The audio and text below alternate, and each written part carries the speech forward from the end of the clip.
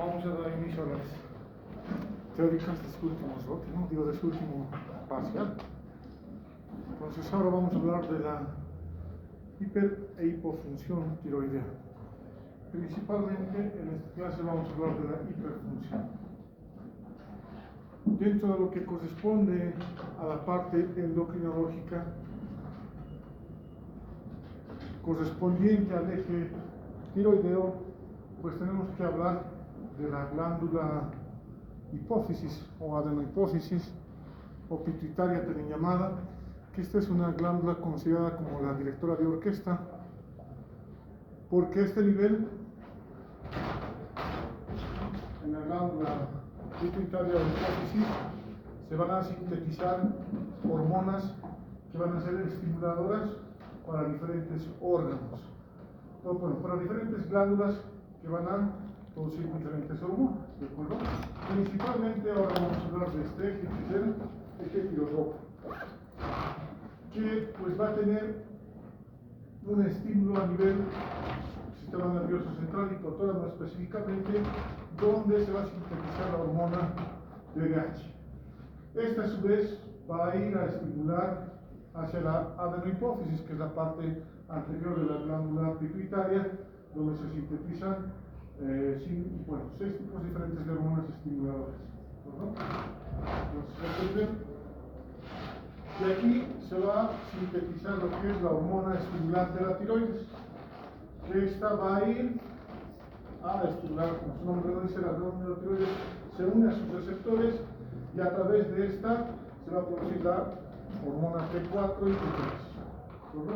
Y esta a su vez, una vez liberada hacia el torrente sanguíneo, van a ir a actuar a los diferentes aparatos y sistemas, donde pues como acciones principales vamos a tener la termogenia y la síntesis de proteínas. Estas van a tener una función genómica y no genómica.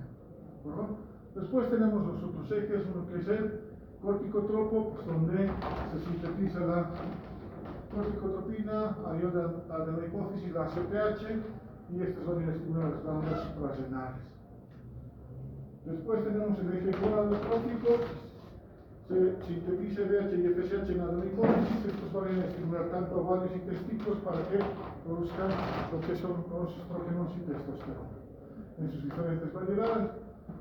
Luego tenemos el eje somatotropo, que es este, que la adenohipófisis va a fabricar o producir la hormona de crecimiento. Esta va a ir por el nivel del hígado, y en el hígado se va a sintetizar la IGF-1. Y esta a su vez va a cumplir el papel de estimular el crecimiento. Tenemos un último eje que es el lactotropo, que no tiene mucha importancia en la fisiología, pero sí durante el embarazo. Se va a producir la prolactina a nivel de la adenohipófisis y esta se encarga de preparar lo que corresponde a las glándulas mamarias para la lactancia después del parto, ¿no? Para el neonato. Entonces, esos son los ejes que se encuentran o se forman parte de lo que corresponde a la función de las hormonas sintetizadas en la adenohipófisis, ¿de acuerdo? Pues en la parte posterior, ustedes recuerdan muy bien que la histología y fisiología no se sintetizan hormonas en la neurohipófisis, solamente sirve de almacenamiento, y ahí van a almacenarse dos hormonas que son muy importantes, que es la ADH, la hormona antidiurética, y la oxitocina. Estas se van a sintetizar en el núcleo supraóptico y paraventricular, ¿verdad? Eso en cuanto a lo que corresponde a la parte funcional de la glándula pituitaria, pero específicamente tenemos que hablar de este eje. Entonces, para la regulación de la liberación o secreción de las hormonas tiroideas tenemos una retroalimentación negativa, ¿de acuerdo? Entonces, si la tiroides está funcionando bien, entonces valores normales de las hormonas tiroideas, que para la función nosotros vamos a pedir un perfil tiroideo que es la T4 libre que evaluamos, no tanto así las otras hormonas que se producen, la T3 libre, existe T4 total, pero no nos sirve para medir la función. Principalmente es la T4 libre y la TSH. Estos dos laboratorios nosotros vamos a tomar en cuenta para evaluar la función. Entonces, ¿qué es lo que pasa?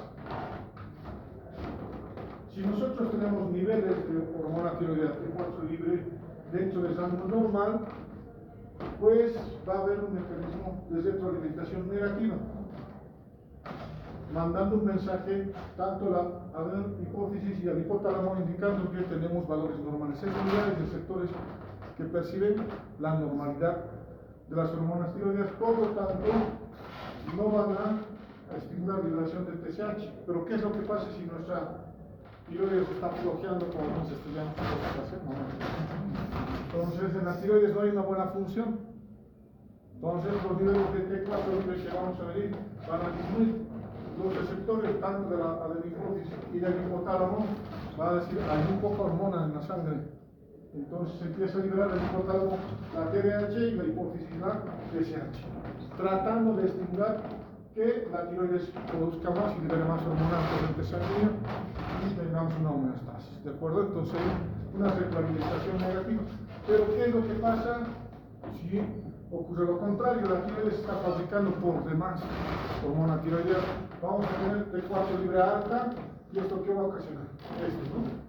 Fenómeno de retroalimentación negativa. Indica que no hay mucha producción, por lo tanto la TSH, que tiene un valor normal de acuerdo al laboratorio que ustedes van a pedir, puede ser desde 0.4 hasta 4 microunidades internacionales mililitro, o en algunos laboratorios hasta 6.2, va a variar de acuerdo a cómo van a procesar el laboratorio, la muestra, mejor dicho. Entonces, si tenemos mucha hormona tiroidea, ¿qué es lo que va a pasar? La TSH va a disminuir, se va a suprimir, ¿no? Y pasa lo contrario, ¿no? El otro, cuando la T4 libre está muy alta, la TSH, bueno, muy baja la TSH, bueno, muy baja la T4 libre, la TSH va a empezar a subir, tratando de estimular. Y al revés, si la T4 libre está muy alta, la TSH se baja de los niveles normales, pensando que hay mucho estímulo y la glándula tiroides tiene que volver a la normalidad. ¿Se ha entendido? Está fácil, ¿no?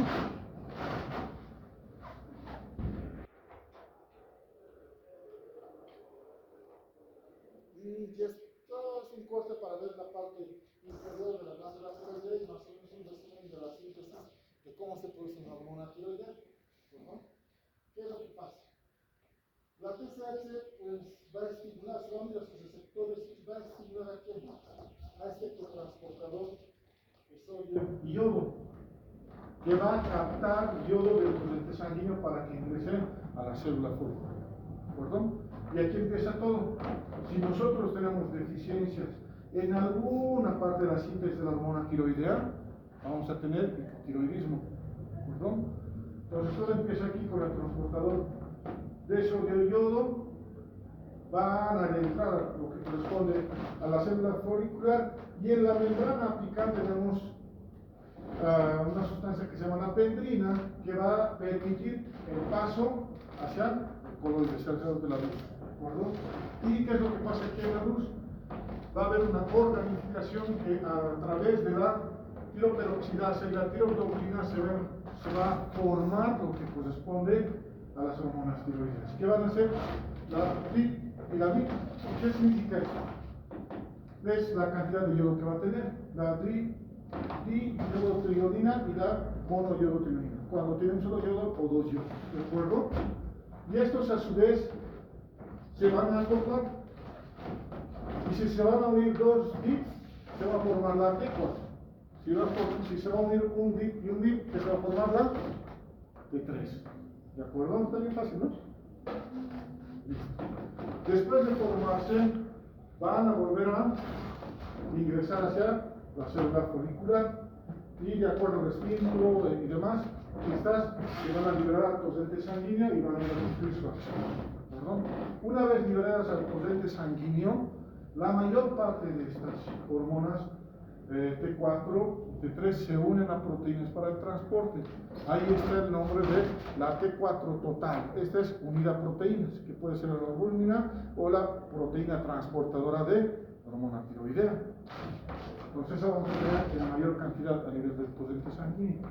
Pero vamos a tener la T4 de forma libre, que no está unida a las proteínas. Esa es la que nosotros medimos para valorar la función. ¿De acuerdo? Eso. Ahora, La que realmente va a cumplir su función no es la T4 libre, sino es la T3 libre como tal.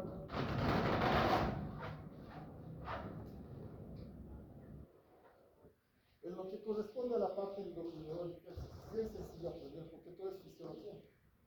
Y hablamos desde sectores. Vamos a tener distintos tipos de receptores. Podemos clasificarlos como receptores de membrana, receptores nucleares. Y los receptores de las hormonas tiroideas van a ser receptores nucleares. Entonces, una vez que la hormona T4 libre esté circulando en el torrente sanguíneo, va a ir a actuar a diferentes células.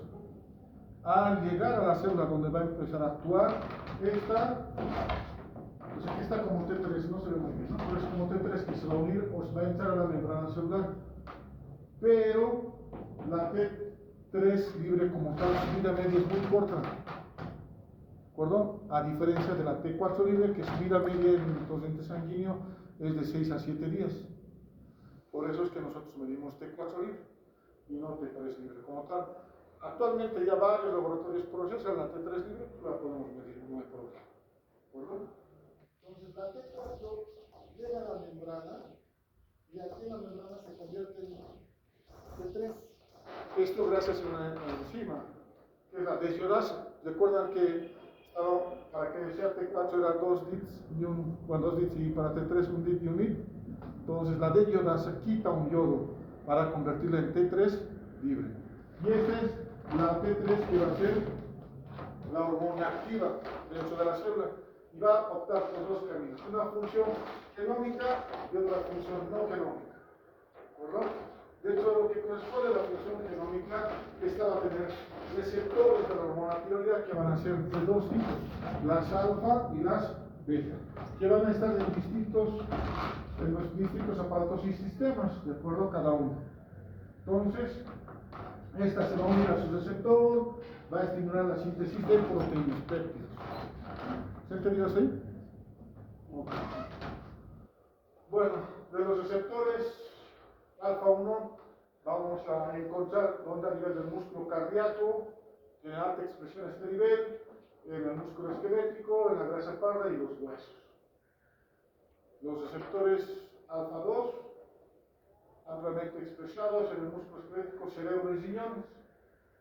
Los alfa 3 vamos a encontrar igual en músculos esqueléticos en los riñones. En los beta 1 vamos a encontrar predominantemente el cerebro y los riñones, y los beta 2 principalmente en retina, hipotálamo, hipófisis anterior y la córtea.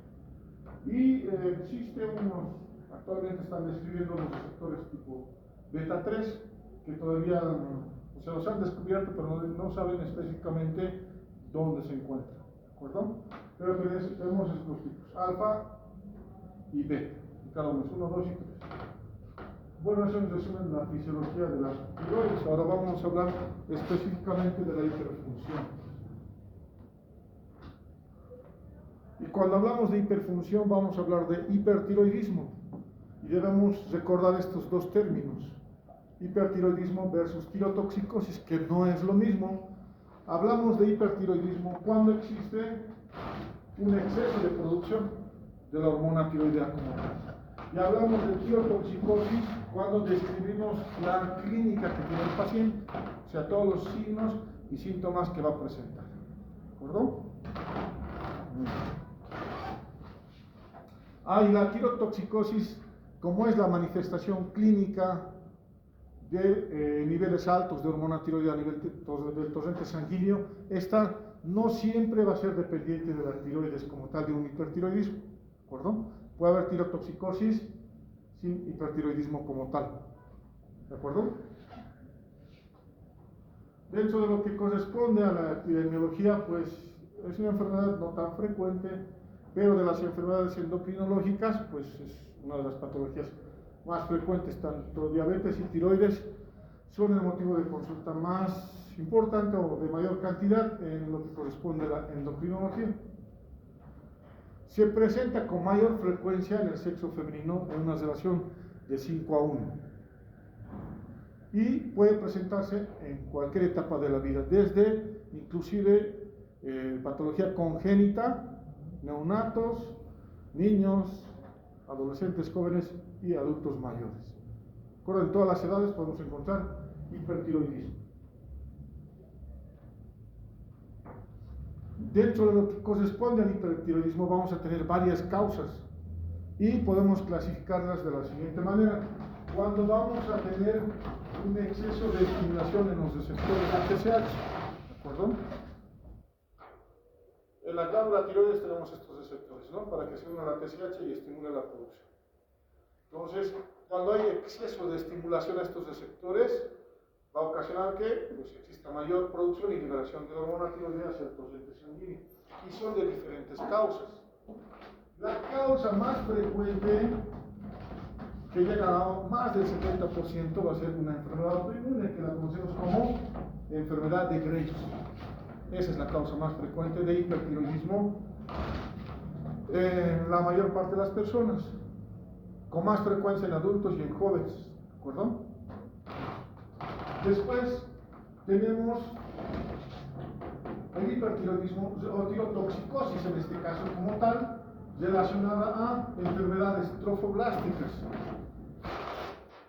¿Se acuerdan de embriología del trofoblasto? No. ¿Qué es el trofoblasto?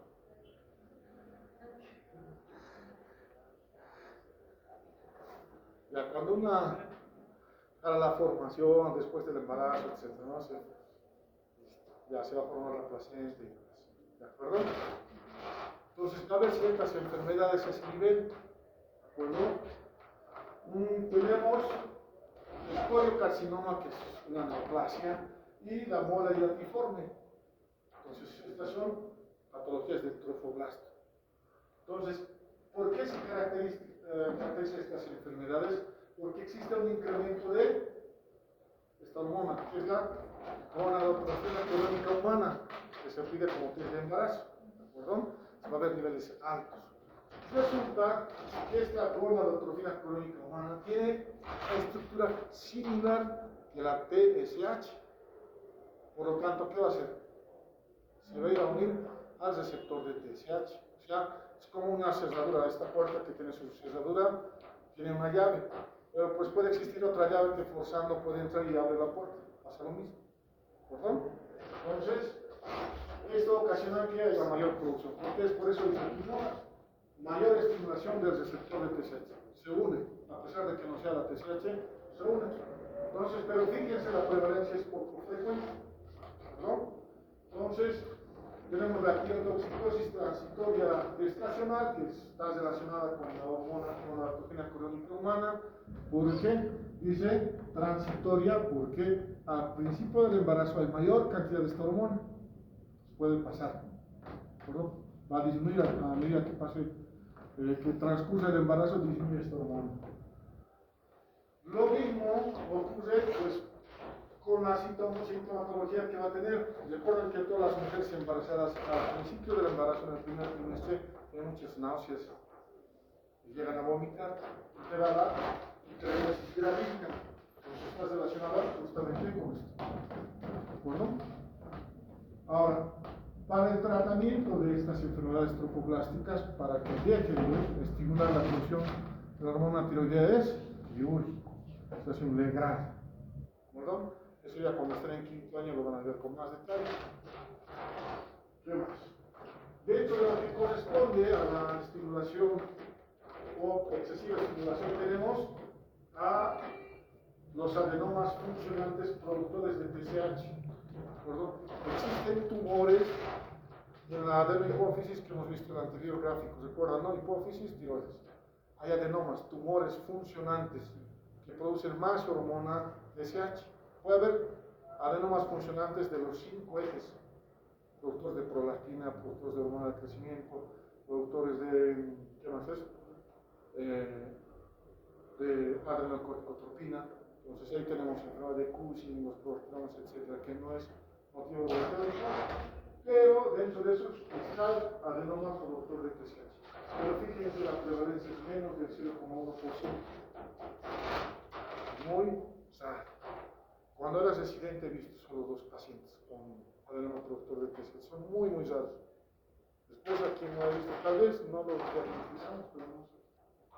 Pues muy poco frecuente. Luego tenemos tenemos otra clasificación que es por secreción autónoma de la glándula tiroidea. ¿Perdón? Ya no está fallando, no hay mucho estímulo, sino la tiroides como tal está fallando. Entonces aquí tenemos el óseo multinodular tóxico. O sea, ¿qué significa? Que la glándula tiroidea puede tener dos tipos de alteraciones. Una que es funcional como tal, que se encarga de producción en exceso o producción o disminución de su producción. Y tenemos una alteración estructural, donde va a haber formación de nódulos, que a veces se puede combinar, como en este caso, estos nódulos que se han diferenciado del resto del tejido tiroideo, empiezan a decir, yo quiero funcionar por demás y empiezan a fabricar más hormonas. ¿De acuerdo? Eso se llama óseo multinodular tóxico. Que dentro de lo que corresponde a la producción autónoma es el más frecuente y es la causa más frecuente de hipertiroidismo en los adultos mayores. ¿De acuerdo? En adultos jóvenes, enfermedad de Graves. En adultos mayores, óseo multinodular tóxico. Pero eso no significa que pueda darte un óseo multinodular tóxico cuando seas joven o al revés, ¿de acuerdo? Pero en frecuencia, más enfermedad de Graves y óseo multinodular tóxico en adultos mayores. Luego tenemos el adenoma tóxico solitario, que resulta que puede no tener varios nódulos, sino solo un nódulo, que se puede empezar a funcionar. Y tenemos un hipertiroidismo no autoinmune esporádico familiar, que es de alguna manera muy poco frecuente, ¿de acuerdo? Entonces, seguiremos con la clasificación del hipertiroidismo. También se puede clasificar por destrucción del parénquima tiroideo. Entonces, todas las tiroides, la tiroides subaguda de Kervay, se puede producir un hipertiroidismo, la tiroiditis posparto, una tiroiditis silente, tenemos la tiroiditis aguda supurativa y la tiroiditis inducida por drogas, ¿de acuerdo? Dentro de estas tres primeras hay una inflamación de la tiroides. O sea, fisiológicamente la tiroides, pues, estado normal, sufre una inflamación de cualquier causa, puede ser infecciosa o no infecciosa. Cuando existe esta inflamación, va a haber alteración del parénquima, se va a destruir porque está inflamado. ¿Esto qué va a ocasionar? Que toda la hormona tiroidea que estaba almacenada se libera hacia el torrente sanguíneo por la destrucción. Recuerden que va a haber producción constante y almacenamiento de la hormona en la tiroides. Entonces, en un principio va a haber una fase de hipertiroidismo por la liberación de la hormona hacia el torrente sanguíneo y después entra una fase de hipotiroidismo y vuelve a la normalidad si es que esa es la estructura de las células foliculares, pero algunas veces se queda en hipotiroidismo permanente. ¿De acuerdo? Ahora, en el caso de tiroiditis inducidas por drogas, con la que más frecuente se van a encontrar va a ser el uso de amiodarona, que es un antiarrítmico, que pues te puede ocasionar igual hiper o hipotiroidismo. Esto por la cantidad de yodo que tiene.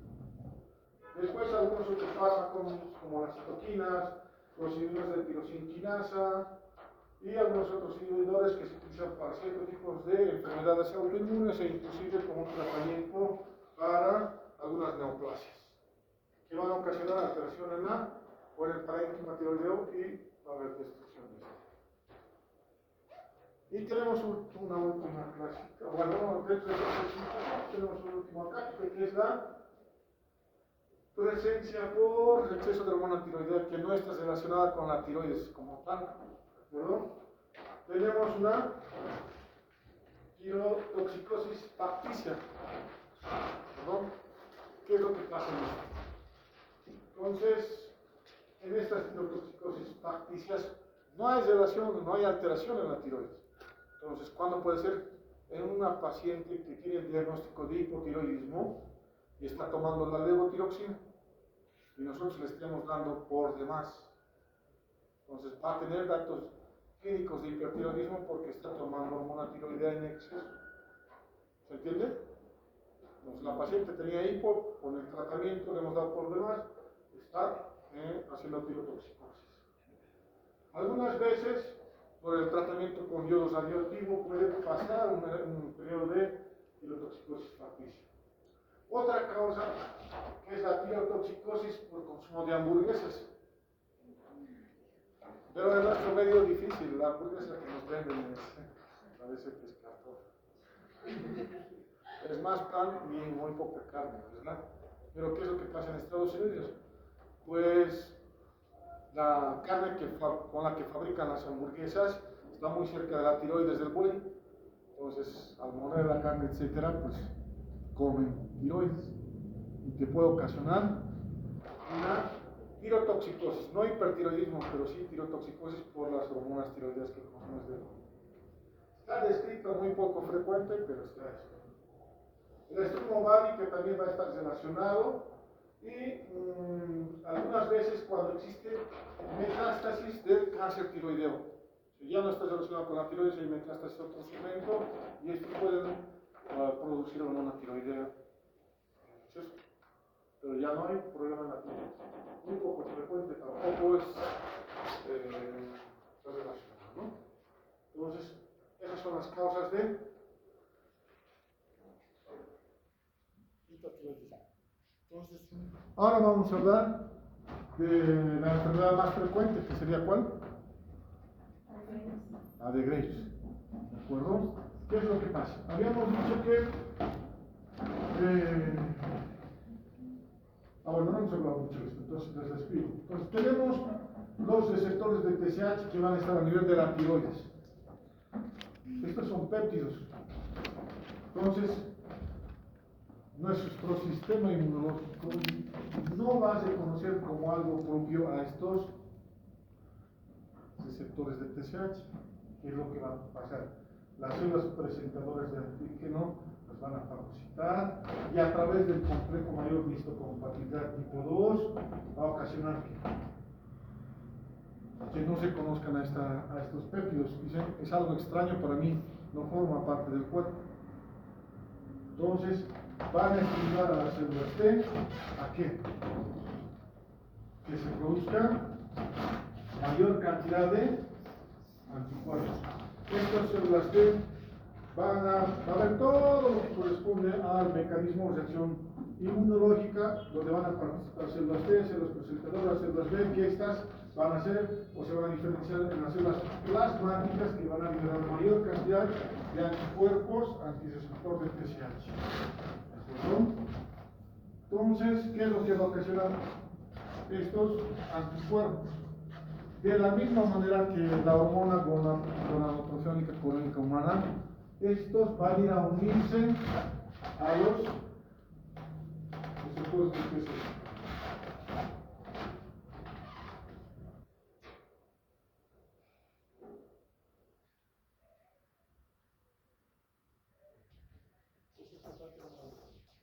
Entonces, fíjense aquí, se van a ir a unir a los receptores de TSH. Por lo tanto, se va a ocasionar mayor estimulación de la producción de la hormona tiroidea y mayor liberación hacia el proceso sanguíneo. ¿De acuerdo?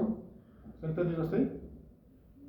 Okay. Entonces, ese es el mecanismo fisiopatológico en la enfermedad de Graves para la mayor producción de hormona tiroidea y liberación hacia el torrente sanguíneo y presentación de la tirotoxicosis.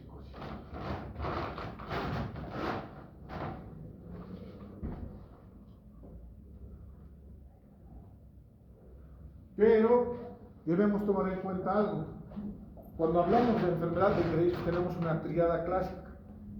Los signos y síntomas que va a presentar esta enfermedad, que va a ser la orbitopatía de Graves, que va a haber compromiso a nivel de la órbita, y el mixedema pretibial, va a haber un edema en la parte anterior, ¿no? de las piernas, en la nivel de región tibial. Y el mecanismo que va a producir estas alteraciones va a ser el mismo. Vamos a tener anticuerpos antirreceptor de TSH altos. Ahora, en los fibroblastos que vamos a encontrar a nivel de la órbita, vamos a tener receptores de TSH similares que tenemos en la glándula tiroidea. Son iguales en estructura. Entonces, ¿qué hacen estos anticuerpos antirreceptor? Se van a ir a unir aquí también. No dicen, pues estos no, se unen igual, de la misma manera. ¿Y qué es lo que va a ocasionar aquí? En los fibroblastos. ¿Qué función tienen los fibroblastos? está bien, sí forman parte para la cicatrización, pero ¿qué sustancia es la que sintetizan? El ácido hialurónico, ¿de acuerdo? Y los glucosaminoglicanos. Entonces, van a ir a estimular a los fibroblastos que va a haber mayor producción de estas sustancias y van a ser liberadas al intersticio. Además, va a ocasionar todo un proceso inflamatorio con liberación de citoquinas, etc. Todo lo que hemos visto en inflamación en el primer brote pasa aquí. ¿De acuerdo? Entonces, no solo eso, ¿de acuerdo? Va a haber una alteración de todo este proceso inflamatorio que estamos viendo aquí. Va a haber compromiso de los adipocitos que se van a encontrar a este nivel de la órbita. Entonces va a haber acumulación inclusive de líquido en el tejido adiposo, va a haber un edema. Y no solo eso, el exceso de ácido hialurónico y inflamación va a ocasionar una alteración en los músculos que vamos a tener a nivel de la órbita que se encargan del movimiento ocular. Por anatomía, ¿cuáles músculos son? ¿Recuerdan? Los rectos, oblicuos, superior y inferior, etcétera, que van a dar toda la movilidad. Pues no estamos en prácticas para que les pregunten una relación. Eso lo van a ver después. Entonces, va a haber un compromiso igual de la parte muscular, va a haber un edema de la parte muscular, de las células musculares, igual va a haber inflamación. ¿Y qué es lo que va a ocasionar? Dentro del edema vamos a tener diferentes características. Cuando hablamos de mixedema, lo mismo pasa en los fibroblastos que están a nivel de la parte anterior de la tibia. Va a haber mayor liberación de estos hialurónicos, glucosaminoglicanos, inflamación, etc. Y va a haber extravasación de líquido hacia el intersticio. Pero por la presencia de estas sustancias, la característica de este edema es un edema duro, no deja fobia, ¿de acuerdo? Es duro, no deja fobia. Y si nosotros volvemos a la parte de órbita, ¿qué es lo que va a pasar? Si no hay espacio para que el edema se expanda, ¿qué va a ocasionar? Va a empujar el globo ocular hacia afuera, hacia adelante. Entonces vamos a tener el exoftalmos, es que va a salir la parte anterior del globo ocular hacia afuera. Y cuando es muy importante, fíjense que los músculos van a estirarse, se van a elongar, es lo correcto, ¿no? Y va a haber alteración de la parte muscular y de los movimientos oculares. Ahorita les voy a mostrar algunas imágenes. Y no solo eso, también puede haber compromiso de ¿qué? Del nervio óptico que está ahí, igual se va a elongar. Y puede haber compromiso en la visión. Entonces, es muy importante reconocer este mecanismo fisiopatológico para, pues, nosotros saber por qué pasa ese signo y ese síntoma, ¿no? Ahora, en cuanto a esto, fíjense que en la fisiopatología de la orbitopatía de Graves y del mixedema no participan las hormonas tiroideas. ¿A ver? Si no participan, el cuerpo es receptor. Entonces, cuando nosotros hacemos tratamiento de hipertiroidismo por enfermedad de Graves, no hacemos tratamiento de esta parte, sino a la parte de la tiroides específicamente. Entonces, cuando tenemos compromiso importante a nivel ocular, ya es otro tipo de tratamiento. Nosotros vamos a hacer tratamiento para la tiroides, para el exceso de producción de hormona tiroidea, pero no para esto.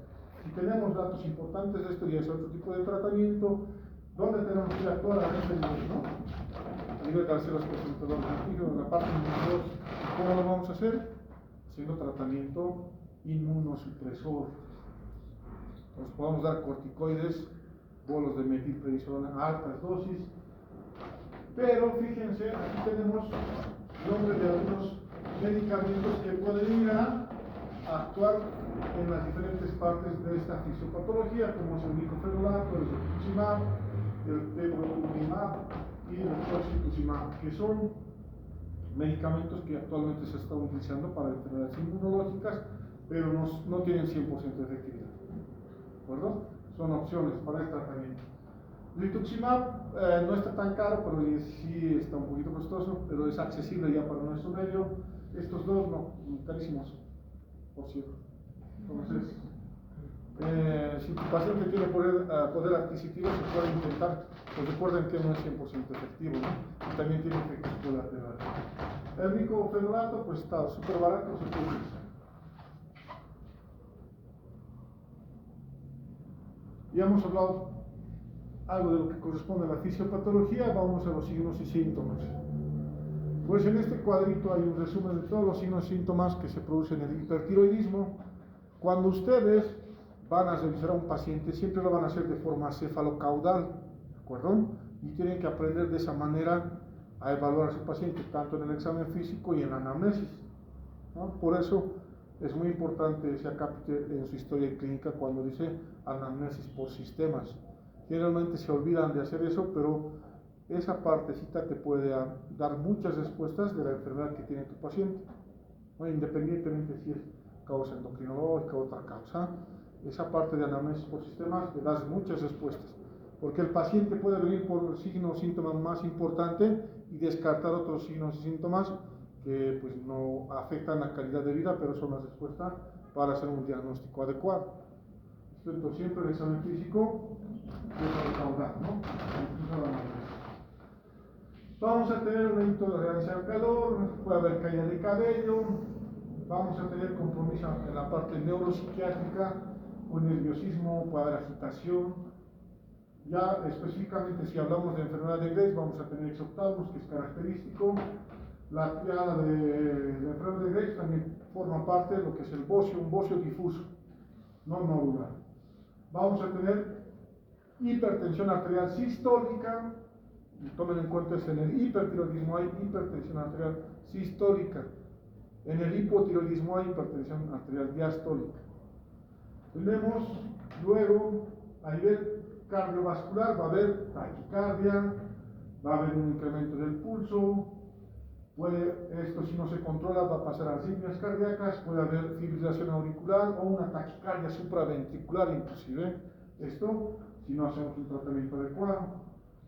A nivel tegumentario vamos a encontrar la piel caliente, húmeda, va a haber hiperhidrosis, es una causa de tu paciente puede venir, estoy transpirando mucho, incluso en el frío. Hipertiroidismo. A nivel del tracto gastrointestinal va a haber un incremento en la frecuencia de las deposiciones que puede llegar a ser diarrea. Luego, en el caso de varones y mujeres vamos a tener alteración en las gónadas. En las mujeres va a haber oligoamenorrea o amenorrea, ciclos menstruales irregulares. En el caso del varón, pues va a haber disminución en la producción de las hormonas como la testosterona, puede haber disminución de la libido, disfunción eréctil, que son problemas a causa del hipertiroidismo. También forma parte del compromiso neurológico el temblor distal. Ustedes le hacen extender la mano al paciente y empieza a temblar, ¿no? Eso es otro dato importante. En relación a la parte muscular, va a haber una debilidad de los músculos, puede haber una miopatía, puede ser consecuencia, si no hace un buen tratamiento, va a haber compromiso a nivel óseo, puede llegar a una osteoporosis. En el caso de los reflejos, vamos a tener un reflejo incrementado y pues hay pérdida de peso bastante, no intencionado. O sea, el paciente inclusive va a incrementar su apetito, va a comer más, pero no aumenta de peso, sigue bajando de peso. ¿De acuerdo?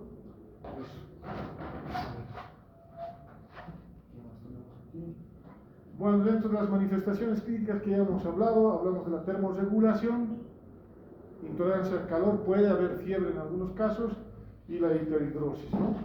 En la parte de nutrición, incremento del apetito y pérdida de peso. Gastrointestinal, pues ahí nos habla de bocio o disfagia, si es que el bocio es muy grande. Ya es más un síntoma local, ¿no? Hiperdefecación o diarrea, elevación de las transaminasas, puede haber un compromiso hepático por el hipertiroidismo, inclusive puede haber ictericia. Cardiovascular, ya hemos hablado de la hipertensión, taquicardia, fibrilación auricular, algunas veces te puede dar el ángulo, que es dolor precordial. Ya hemos hablado de la parte de disfunción ventricular y por eso a largo plazo puede llevarte a una insuficiencia cardíaca. En la parte respiratoria, hiperventilación, disnea de esfuerzo, compromiso traqueal, solo si el bocio es muy grande, exacerbación del asma si es que el paciente tuviera, y la presión pulmonar sistólica también se eleva. Piel caliente en la parte de piel y húmeda, hiperhidrosis. Otro dato importante, existe fragilidad capilar y unguial. Tenemos uñas quebradizas. Puede haber prurito y el mixedema pretibial, específicamente en la enfermedad de Graves. Los ojos de tracción palpebral y orbitopatía tiroidea, lo que habíamos visto anteriormente. Y en la parte neuropsiquiátrica, hiperreflexión, debilidad generalizada, temblor distal, miopatía proximal, eso ya habíamos mencionado, nerviosismo, labilidad emocional. La paciente pues entra en estados de depresión, de ansiedad, así bruscamente. Agitación, delirio, puede llegar a convulsiones, estupor, coma y apatía. Estos últimos signos y síntomas se da cuando hay una crisis. Existe una descompensación aguda que se llama tormenta tiroidea y pues repercute de manera muy importante en el paciente, incluso es causa de fallecimiento.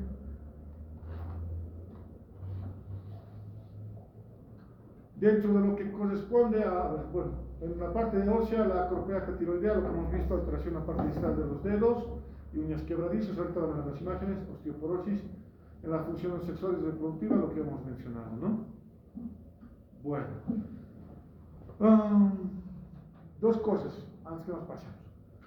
Comentar, si yo tenía un paciente que tenía 24 años, hipertiroideo, ha venido a la consulta, todos los signos y síntomas que hemos hablado, tenía su bocio difuso, etcétera, enfermedad de Graves, 24 es varón. Recuerden que es más frecuente en mujeres que en varones, pero a él le tocó.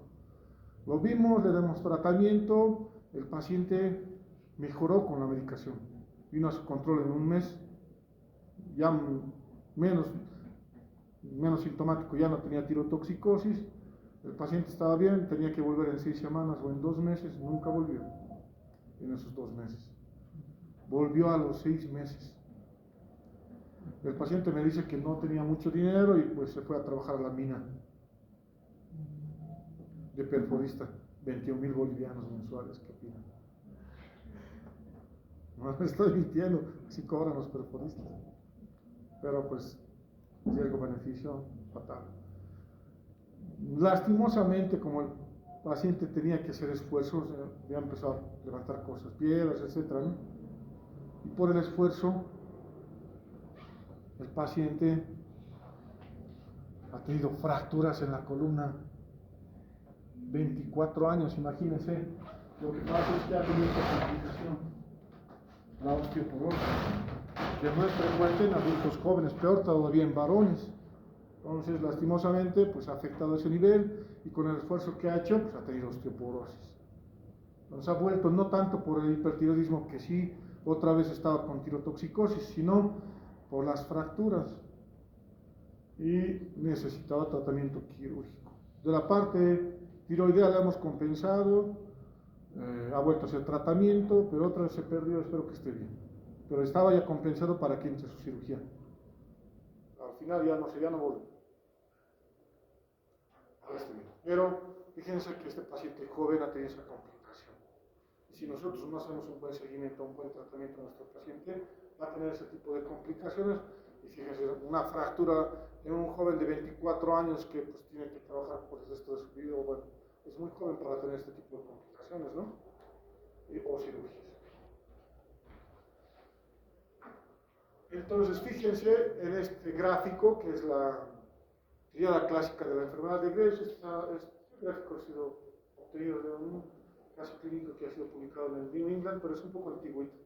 Si quieren, se los paso luego. Entonces, fíjense el bocio difuso.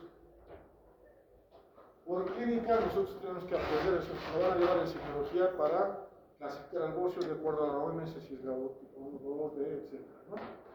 Luego de los bocio difuso, fíjense cómo existe la apertura ocular. Ya hay un grado de exocularnos. Edema palpebral. ¿Se dan cuenta? Y el mixedema pretibial, por el foco de la proyectora no se ve muy bien porque son buenas imágenes. Entonces tenemos ese edema característico que no deja fobia, es duro y puede ser, puede optar por un color eritematos. Y la parte no hay compromiso de la que hemos mencionado.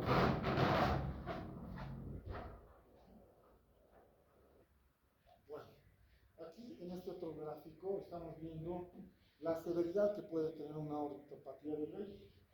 Fíjense aquí que sí, es un grado menor, pero ya hay compromiso en la parte ocular. Fíjense cómo está, hay una simetría entre ambos ojos, ¿no? Aquí ya hay compromiso de los músculos.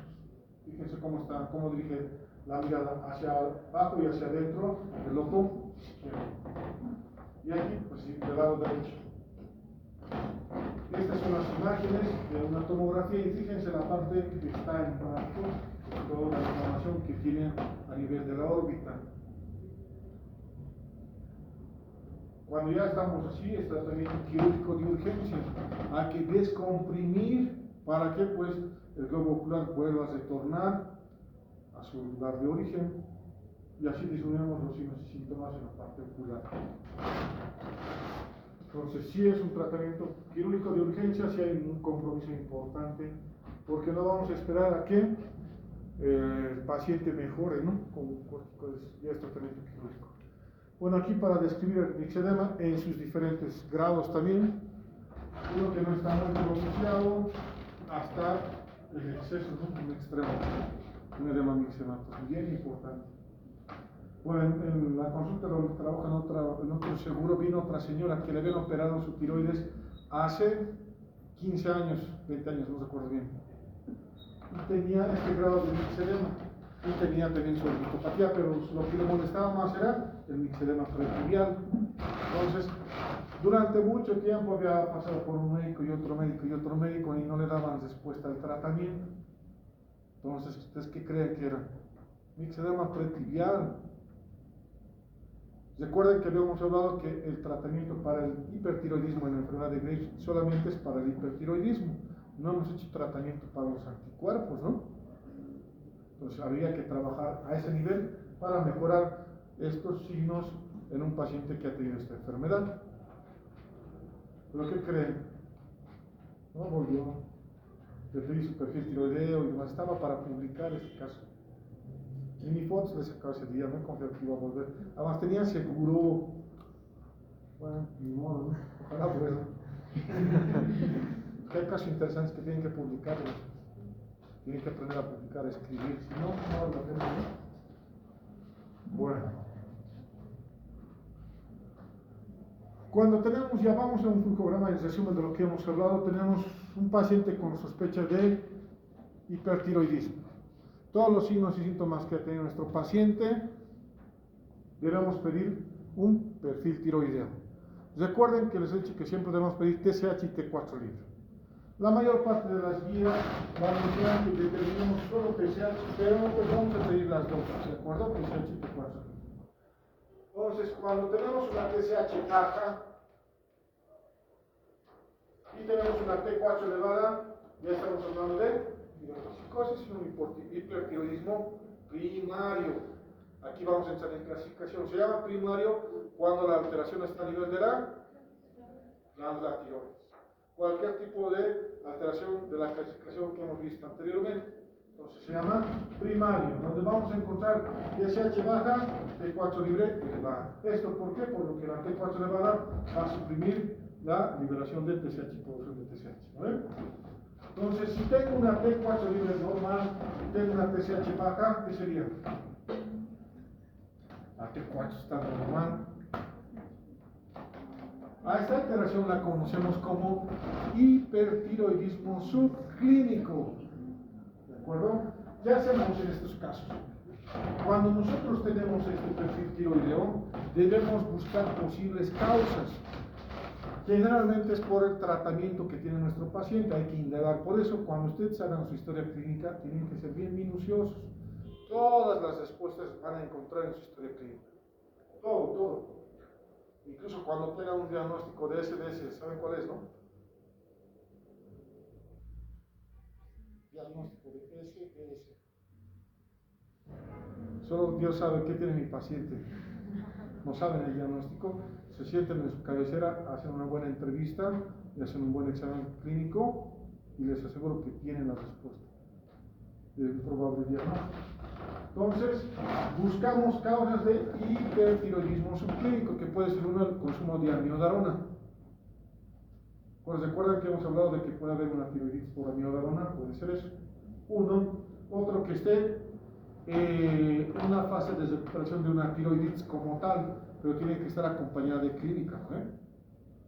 Y generalmente el uso de antipsicóticos en pacientes que están haciendo seguimiento por psiquiatría, antidepresivos, tetracíclicos, etc. Estos fármacos te pueden dar este tipo de resultado. T4 normal, TSH bajo. Entonces, cuando tenemos esto, ¿qué nos sugiere? Medir la T3 libre, recién medimos la T3 libre, ¿no? En nuestro medio, como les digo, ya se mide T3 libre, antes no se procesaba, porque ya hay dos lados para procesar. Ahí vemos T3 elevada, vemos una toxicosis dependiente de T3, ¿de acuerdo? Si te encontramos una T3 normal, pues se considera que puede haber una enfermedad no tiroidea, un tratamiento con corticoides o un hipotiroidismo central, ¿de acuerdo? Ya cambia la cosa, ¿no? Ya no estamos hablando de hipertiroidismo, sino de hipotiroidismo central. Pero que realmente, pues, es el uso de fármacos. ¿Se ha entendido hasta ahí? Está fácil, ¿no? Prohibido grabar. Eso, me han dicho al principio, ¿no? Voy a revisar sus tablets al salir la página. Bueno, cuando tenemos una TSH elevada o normal y una T4 elevada, ¿qué pensaríamos? Si la T4 libre está elevada y la TSH está elevada. Muy bien, doctora. Hipertiroidismo secundario, porque hay exceso de producción de TSH, por lo tanto estimula mayor producción de T4. ¿No? Y eso nos da un hipertiroidismo TSH dependiente, que recuerdan que es muy poco frecuente porque no hay adenomas funcionantes o tirotropinomas. Ya si hacemos el diagnóstico, podemos pedir exámenes complementarios de imagen. A ver, espérenme. ¿Dónde está el proceso? Ya. Bueno, hablaremos de esto primero, luego vamos a estimar. Fíjense este perfil tiroideo, ¿qué opinan? ¿Qué es? Acabamos de revisar.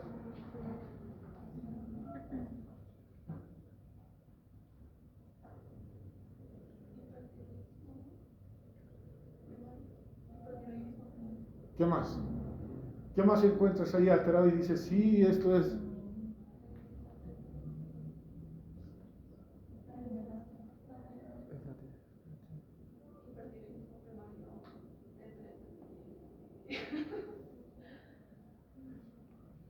Ya contar que me digan hipertiroidismo primario está bien. Estoy feliz, me voy feliz, han aprendido. Pero ¿qué otros datos más les llaman la atención? Bueno, en este caso, pues vamos a paguen sus portuguesas las cosas que no debo.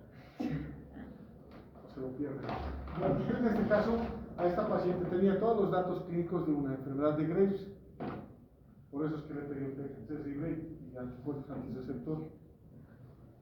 Recuerden que les he dicho que estas dos solamente debemos pedir. TSH y T4 libre. Y aquí fíjense cómo está su TSH. 0,009 microunidades internacionales sobre mililitro. Y el valor de referencia que tiene el INAMEC, que es el Instituto de Medicina Nuclear, es de 0.5 a 478. Está suprimido. ¿Y cómo está la T4 libre? Está alta. 2.06 y el valor está 1.76. Y lo que más tenemos, su T3 libre, súper alta, ¿no? Y 11.8. Y tenía características de enfermedad de Graves. Cuando nosotros evaluamos una enfermedad de Graves como tal, esto es importante. Los anticuerpos antireceptor para ver el pronóstico en tratamiento. ¿Recuerdan que hemos hablado de los anticuerpos antirreceptor que estaban altos? Ahí están. 13.9 y el valor normal es desde 0 hasta 1.5. Entonces, perfil tiroideo de una enfermedad de Graves, hipertiroidismo primario. Para que nunca se olviden. Les voy a preguntar esto en quinto año, si votan conmigo.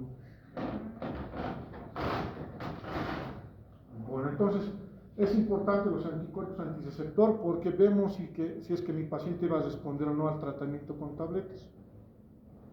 Y ahorita les voy a explicar por qué. Ahora volvamos a las imágenes. Nunca se van a olvidar de esto, está más fácil entender así, ¿no?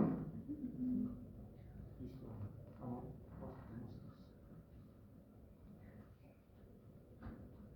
Entonces, podemos pedir algún estudio de imagen que se llama la gamografía tiroidea, pero ya hacemos diagnóstico solamente con el laboratorio. No es tan necesario hacer la gamografía porque no va a cambiar la conducta, a menos que ustedes quieran documentar de una forma adecuada y el paciente tenga la posibilidad de costear los gastos o estén trabajando en un seguro que no tenga problema en hacerlo, lo hacemos, ¿de acuerdo? Pero con fines prácticos, porque va a variar mucho, depende de dónde ustedes trabajen, si va a ser un hospital público o un hospital, a ver qué clínicas más caras aquí, no sé, Los Andes, Rengel, la Clínica del Sur, donde gente pudiente va a poder pagar gastos, ¿no? Pero en el hospital de clínicas no van a poder pedirle, van a preferir que compre el medicamento que hacer un estudio, ¿de acuerdo? Porque no va a cambiar la conducta. Entonces, esta es una imagen de Graves. Recuerden que hemos hablado de un bocio difuso. Entonces, esta es la captación del contraste difuso, si se fijan. Y en una ecografía igual vamos a tener crecimiento difuso. Esta es la que el proyector no enfoque bien, ¿no? Porque son muy buenas imágenes. Y vamos a encontrar en el eco Doppler un incremento de lo que es la trama vascular de todo el parénquima tiroideo. Hemos hablado de otra causa, ¿se acuerdan? De un adenoma tóxico solitario. Fíjense que hay un solo nódulo, la captación. Y tenemos aquí esta imagen nodular. ¿Se fijan? Igual, de la misma manera, en este nódulo del incremento de la trama vascular, pero solamente a nivel del nódulo.